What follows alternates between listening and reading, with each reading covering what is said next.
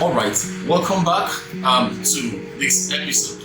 Today we shall be looking at tenancy law with particular reference to Lagos State. So let's begin quickly. What we'll do is to try to turn the issues into questions. So let's begin with what law governs landlord-tenant relationship in Lagos State. It is called Lagos State Tenancy Law 2011. Alright, let's move to the second question. Which kind of premises or buildings are covered by this law? There are two basic types. One is for residential premises or buildings, and two for buildings used for businesses. So when you have a structure used for business, or the one that you live in, whether by yourself or with your family, then this law covers you, between you and your tenant or you and your landlord. Now, let's look at the exemptions. There are some areas that this law does not cover. That is, if you live within this area, these four areas that I'm about to mention, this law does not cover you. What are these areas? 1, you have Apapa. 2, you have Victoria Island, VI for short. 3, you have Ikeja, GRA. And number 4, you have Ikoyi. So you have Apapa, you have Ikeja, GRA, you have Ikoyi, and you have what again? GRA, VI, Ikeja, and Apapa, the fourth area. So if you live in those four areas, then you are not covered by this law. Different regulations cover you in that area. Right, let's move straight to notices generally. And this is the part or length of notices. This is the part that most tenants and landlords usually run in conflict with when they have a house. So now when it comes to length of notice, it's called nature of tenancy generally in law, right? Reference will have to be made to how you pay. Some pay weekly, some monthly, some quarterly, some yearly. It depends. So the span of your payments will determine your nature of tenancy. So let us look at them one after the other.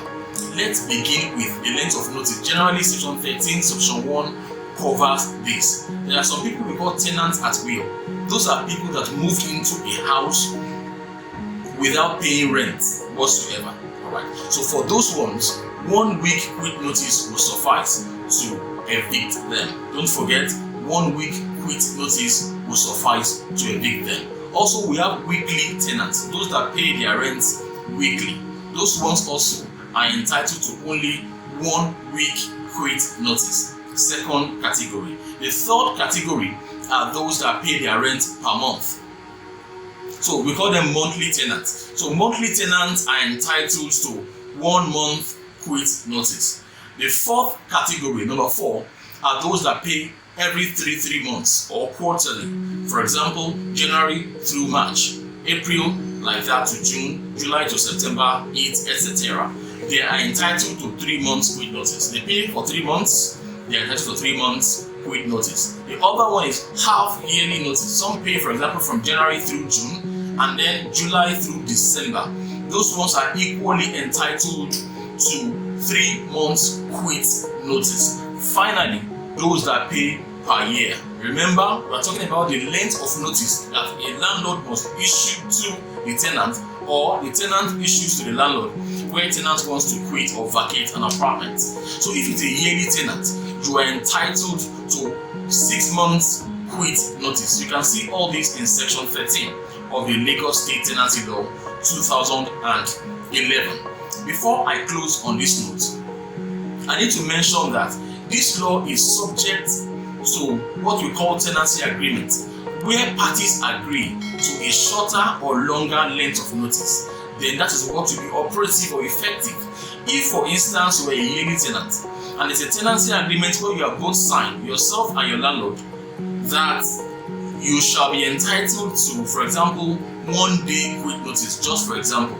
So it will not be material that this law has stopped about 6 months. If you are paying for a year, you are entitled to 6 months quit notice. But that is where there is no tenancy agreement that regulates the relationship. So where there is one, then you can only be entitled to what your tenancy agreement says you'll be entitled to. So that's very important. So before you sign the tenancy agreement, you wish to engage your lawyer and give it to him or her to study for you, because there may be some terms hidden there and they actually be detrimental to your well-being, to what is good for you. Okay, let's touch some other areas. So we have looked at tenant at will, we've looked at weekly tenant, we've looked at monthly tenant, we've looked at quarterly tenant, a half-yearly tenant, and yearly tenant. The other questions that people usually ask us is, Kayode, my landlord has issued me quit notice. That means I don't have to pay rent anymore. Well, that's not what the law says. All right, that's a misapplication or misapprehension of what the law says. You have to pay for every single minute you spend in someone's house. So it makes no difference if you've been issued 6 months quit notice or whatever quit notice. You have to pay for every single minute or day you spend in that house. So for the fact that you've been issued quit notice does not mean that you should not pay for that house. Well, we believe that you've gained at least one more thing today. You know your rights regarding what rent should be, what notice should be issued to you. And let me add before I end this series or this particular episode that after quit notice has been issued to you, at the lapse of that quit notice, you must be issued a second statutory notice. We call it 7 days notice, owner's notice of intention to recover premises. So 2 different notices have to be served on you.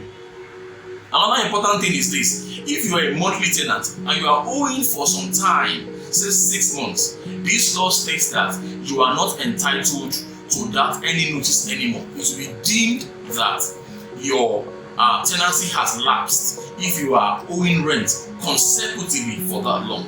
We hope you've enjoyed this. Please stay glued to our YouTube channel, Kayode Aderemi TV. Remember to like the page and share, please. Thank you. God bless you. Once again, I'm Kayode Aderemi.